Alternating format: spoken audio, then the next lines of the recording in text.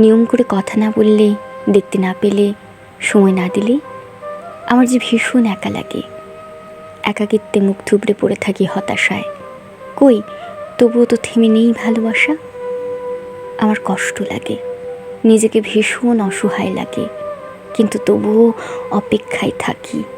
তুমি আসবে, ভালোবাসবে, বুকে টেনে নেবে, শুধু এই আশায়। যার কেউ নেই সে আর কার কাছে যাবে বলো? তুমি মুখ ফিরিয়ে নিলেও আমার আর কোথাও যাওয়ার জায়গা নেই।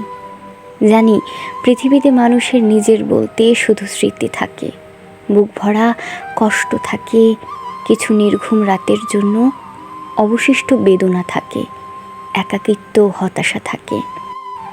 আমি ভাবতাম আমার তো তুমি আছো। এই যে নিয়ম করে কথা না বলা, দেখা না হওয়া, সময় না দিলে অনুভূতি কি একই রকম থাকে?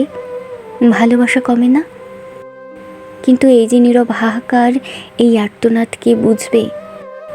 মানছি আমার অভিমান বেশি, আবেগে ভেসে আমিও নিজেকে খুব কষ্ট দিই, কিন্তু কেউ থাকার পরেও নিজেকে একা লাগার অনুভূতি কে বুঝবে আর?